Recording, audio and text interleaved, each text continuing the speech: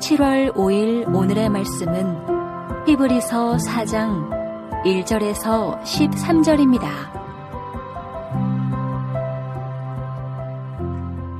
그러므로 우리는 두려워할지니 그의 안식에 들어갈 약속이 남아있을지라도 너희 중에는 혹 이르지 못할 자가 있을까 함이라.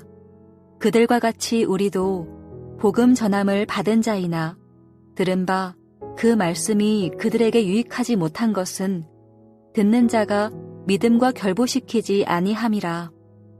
이미 믿는 우리들은 저 안식에 들어가는도다. 그가 말씀하신 바와 같으니 내가 노하여 맹세한 바와 같이 그들이 내 안식에 들어오지 못하리라 하셨다 하였으나 세상을 창조할 때부터 그 일이 이루어졌느니라. 제7일에 관하여는 어딘가에 이렇게 일렀으되 하나님은 제7일에 그의 모든 일을 쉬셨다 하였으며 또 다시 거기에 그들이 내 안식에 들어오지 못하리라 하였으니 그러면 거기에 들어갈 자들이 남아있거니와 복음 전함을 먼저 받은 자들은 순종하지 아니함으로 말미암아 들어가지 못하였으므로 오랜 후에 다윗의 글에 다시 어느 날을 정하여 오늘이라고 미리 이같이 일렀으되 오늘 너희가 그의 음성을 듣거든 너희 마음을 완고하게 하지 말라 하였나니 만일 여호수아가 그들에게 안식을 주었더라면 그 후에 다른 날을 말씀하지 아니하셨으리라. 그런즉 안식할 때가 하나님의 백성에게 남아있도다. 이미 그의 안식에 들어간 자는 하나님이 자기의 일을 쉬심과 같이 그도 자기의 일을 쉬느니라.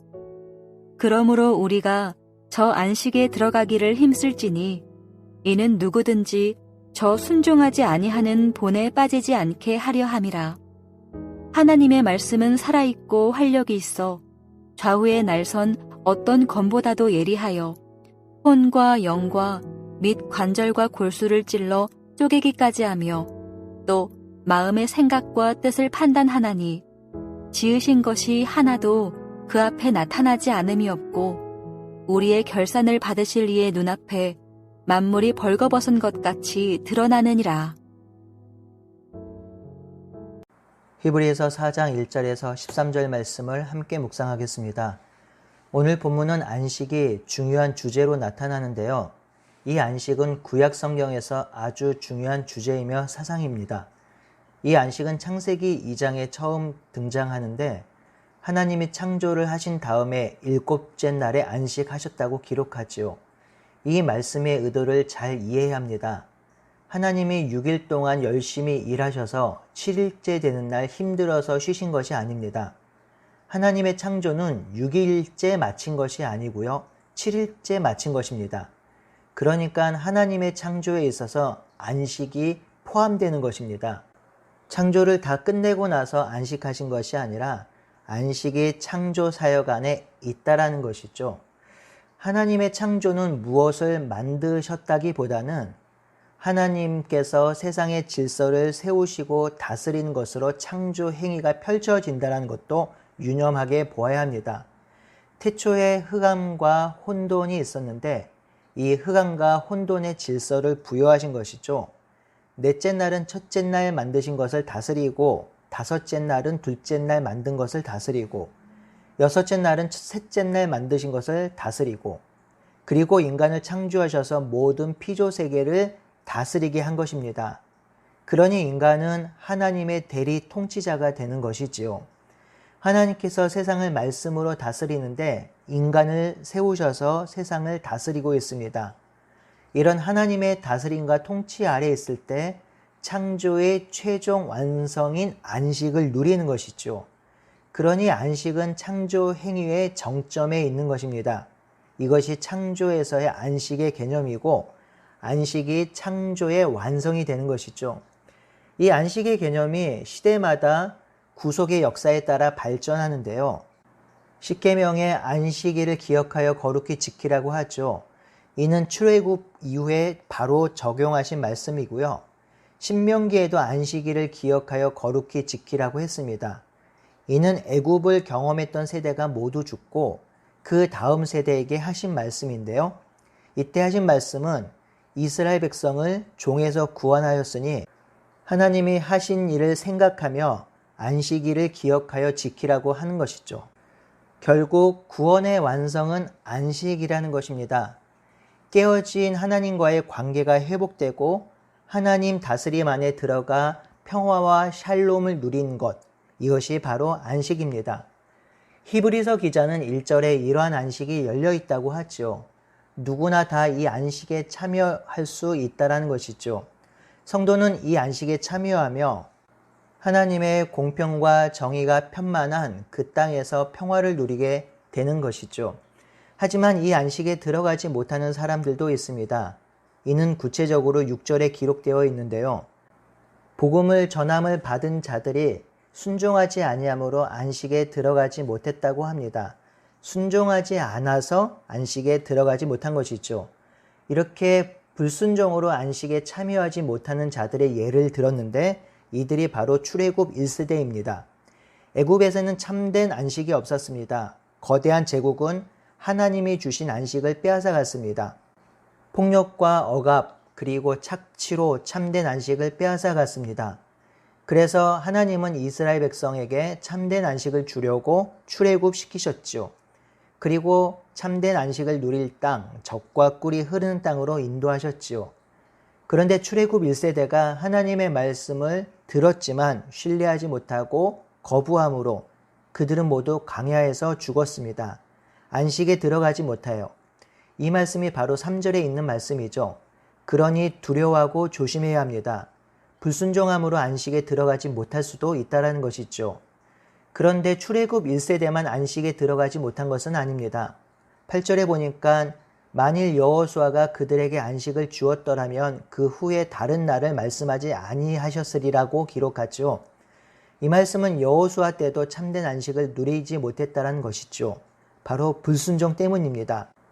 여기서 다윗의 글이 인용되고 있지요. 어느 날을 정하여 오늘이라고 미리 이같이 일렀으되 오늘 너희가 그의 음성을 듣거든 너희 마음을 완고하게 하지 말라고 하지요. 이는 다윗도 안식을 누리지 못했다라고 설명하는 것입니다. 출애굽 1세대도 여호수아 세대도 그리고 다윗 세대도 안식에 들어가지 못했습니다. 이는 2절에도 드러나는데요.